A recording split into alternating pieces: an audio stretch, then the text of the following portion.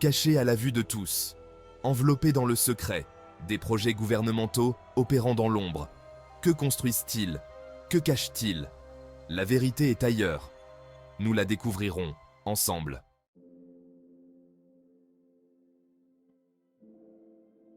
Nous commençons notre exploration par un retour en arrière. Le début du XXe siècle, un terreau fertile pour les programmes secrets. Le monde au bord de la guerre, et les gouvernements se lancent dans une course au développement de nouvelles armes, de nouvelles technologies. De ce creuset de conflits sont nés des projets nimbés de mystères. Des projets comme MKUltra, un programme de contrôle mental qui allait marquer l'histoire. Mais notre voyage ne s'arrête pas là.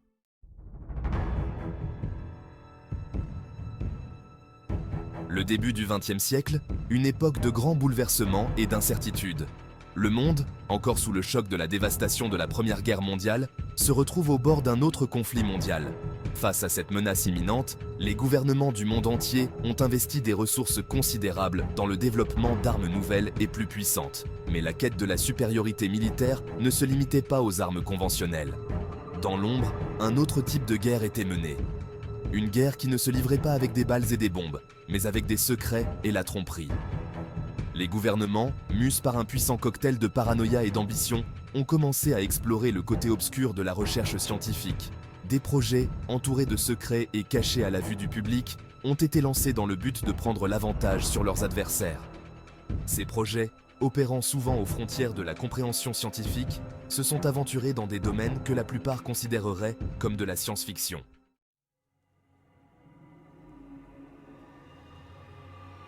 L'objectif de MKUltra était simple, mais terrifiant dans ses implications. Développer des techniques capables de contrôler l'esprit humain. Les architectes du programme étaient convaincus qu'en exploitant le pouvoir du cerveau, ils pourraient créer l'arme ultime. Une arme capable de transformer les ennemis en alliés, d'extraire des informations sans résistance, et même de programmer des individus pour qu'ils commettent des assassinats sans être conscients de leurs actes. Pour atteindre ces objectifs ambitieux, la CIA s'est lancée dans un vaste programme de recherche et d'expérimentation.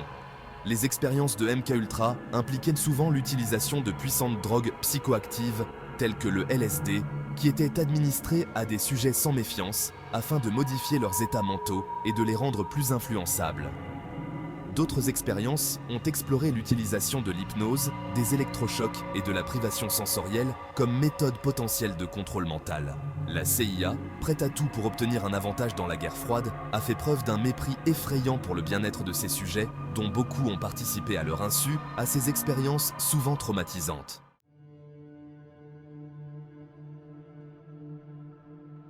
L'étendue réelle des activités de MKUltra reste encore aujourd'hui entourée de mystères.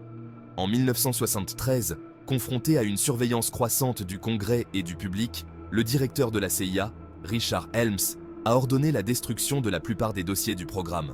Cependant, une partie des quelques 20 000 documents a survécu à la purge de Helms, offrant un aperçu effrayant des expériences de contrôle mental de la CIA. Ces documents, qui ont été rendus publics à la fin des années 1970, ont révélé un programme beaucoup plus vaste et inquiétant que ce que l'on avait imaginé. Ce que nous savons avec certitude, c'est que MKUltra a eu un impact dévastateur sur la vie d'innombrables personnes. De nombreux sujets du programme ont souffert de traumatismes psychologiques à long terme en raison de leurs expériences, notamment des pertes de mémoire, de l'anxiété, de la dépression et des flashbacks. Les actes de la CIA, commis au nom de la sécurité nationale, ont constitué une violation flagrante des droits de l'homme et ont laissé une tache indélébile sur la réputation de l'agence.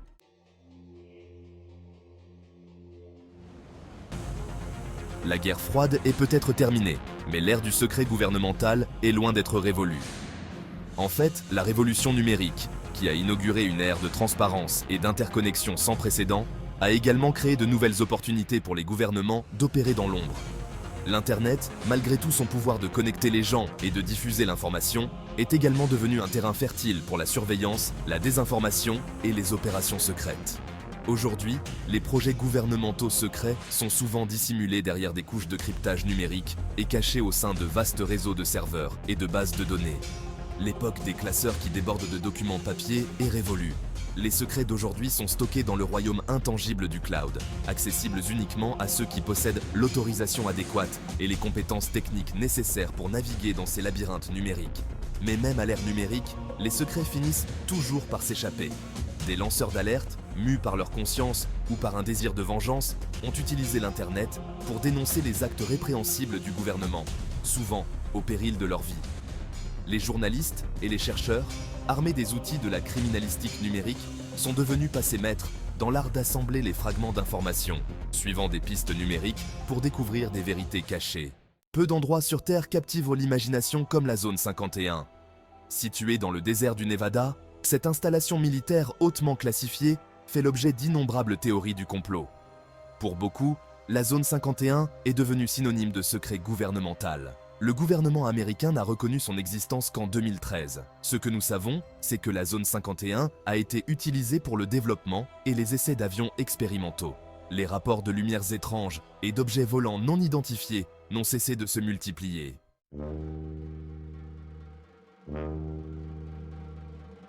La vérité, comme on dit, est souvent plus étrange que la fiction.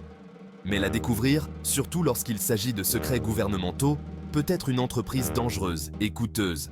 Les lanceurs d'alerte, ces personnes courageuses qui risquent leur carrière, leur réputation et même leur vie pour dénoncer des actes répréhensibles, se retrouvent souvent confrontés à la force de l'appareil juridique et de surveillance du gouvernement. Ces dernières années, nous avons assisté à un certain nombre d'affaires très médiatisées de lanceurs d'alerte qui ont payé le prix fort pour leurs actes.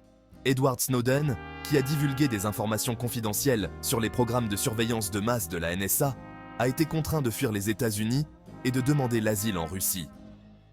Chelsea Manning, qui a divulgué des documents confidentiels à Wikileaks, a passé 7 ans en prison, dont une grande partie à l'isolement.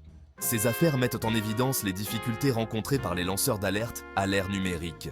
Alors qu'Internet a rendu la divulgation d'informations plus facile que jamais, il a également permis au gouvernement de traquer et de punir plus facilement ceux qui osent dire la vérité au pouvoir. Les lanceurs d'alerte font souvent face à une avalanche d'accusations, notamment d'espionnage et de trahison, qui peuvent entraîner de lourdes peines de prison. Nous nous trouvons à la lisière de l'inconnu, un domaine où les murmures de budgets occultes et de programmes de recherche clandestins nourrissent notre imagination. Ce sont des projets si sensibles, si avancés, que leur existence même est niée par ceux qui les dirigent. Ici, nous plongeons dans un monde de fuites, de rumeurs et de témoignages de lanceurs d'alerte. Si Internet a facilité la diffusion de l'information, il a aussi permis au gouvernement de contrôler le discours. La frontière entre les fuites crédibles et les campagnes de désinformation orchestrées est devenue floue. Des histoires d'armes à énergie dirigée, capables de neutraliser l'électronique, de détruire des missiles en vol, et même de provoquer des douleurs invalidantes ou la mort à distance. Certains pensent que ces armes ont déjà été utilisées lors d'opérations secrètes.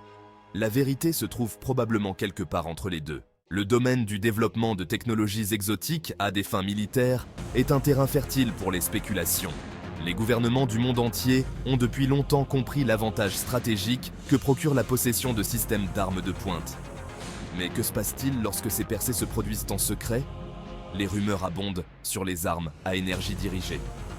De détruire des missiles en vol, et même de provoquer des douleurs invalidantes ou la mort à distance. Certains pensent que ces armes ont déjà été déployées lors d'opérations secrètes.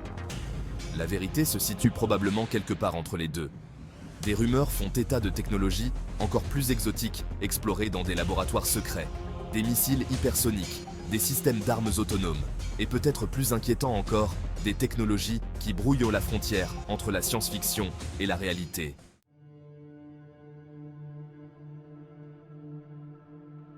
La nature même des projets gouvernementaux secrets soulève de profondes questions éthiques. Lorsque les gouvernements opèrent dans l'ombre, sans avoir à rendre de compte au public qu'ils sont censés servir, le risque d'abus est immense. La recherche de la sécurité nationale, bien qu'essentielle, ne peut se faire au détriment de nos droits et libertés fondamentaux. L'histoire des projets gouvernementaux secrets est remplie d'exemples de programmes qui ont mal tourné, entraînant la violation des droits de l'homme, le gaspillage de l'argent des contribuables et l'érosion de la confiance du public. Des expériences de contrôle mental de MKUltra au programme de surveillance de masse révélé par Edward Snowden, nous avons vu à maintes reprises les dangers d'un pouvoir gouvernemental incontrôlé.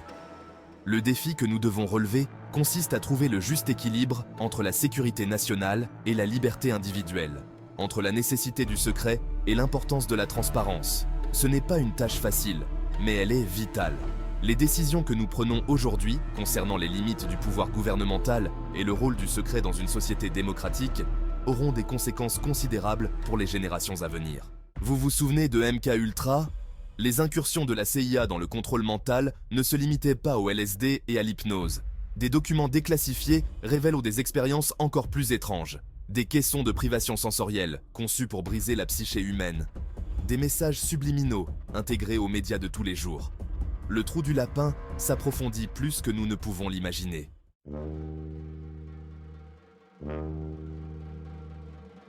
La quête de la vérité peut être un jeu dangereux.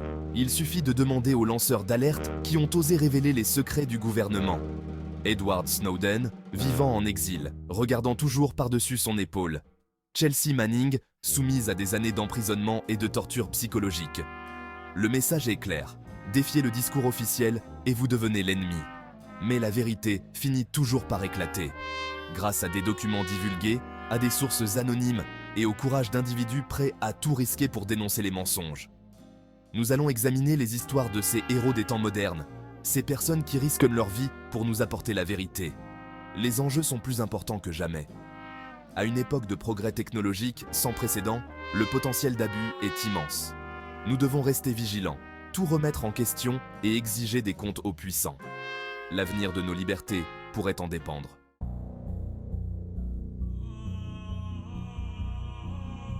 Des profondeurs de la guerre froide au champ de bataille numérique d'aujourd'hui, nous avons exploré le monde inquiétant des projets gouvernementaux secrets.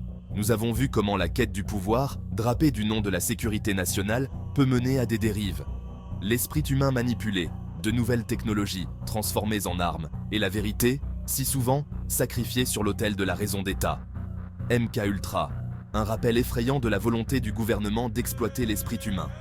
La zone 51, un symbole de secret si puissant qu'il a engendré d'innombrables mythes et légendes. Et les lanceurs d'alerte, ceux qui ont osé braquer les projecteurs sur les ténèbres, payant souvent le prix fort pour leur courage.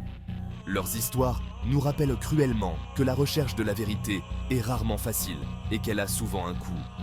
Le monde des projets gouvernementaux secrets est un monde d'ombres et de murmures, de demi-vérités et de récits soigneusement construits. C'est un monde où la frontière entre le réel et la fiction peut être difficile à discerner, où le simple fait de chercher la vérité peut faire de vous une cible.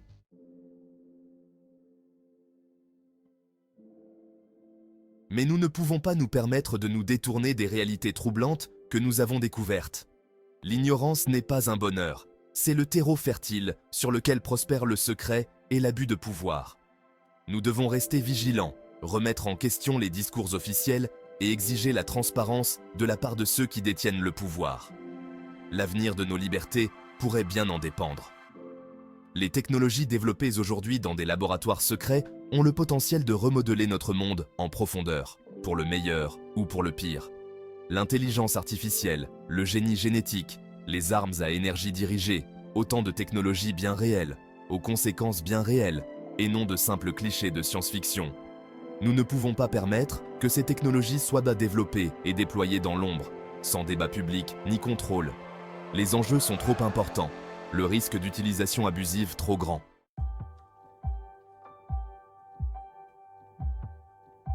La quête de la connaissance, la remise en question de l'autorité, la défense de la vérité ne sont pas des actes radicaux, mais les devoirs fondamentaux des citoyens dans une société libre et ouverte.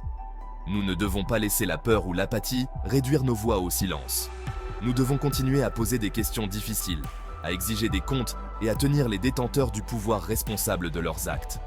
La vérité est peut-être ailleurs, enveloppée de secrets et gardée par ceux qui préféreraient nous voir rester dans l'ignorance. Mais cela ne signifie pas que nous devons cesser de la chercher. Car la vérité, aussi dérangeante soit-elle, est toujours préférable aux mensonges réconfortants. Merci de nous avoir rejoints dans ce voyage dans l'ombre.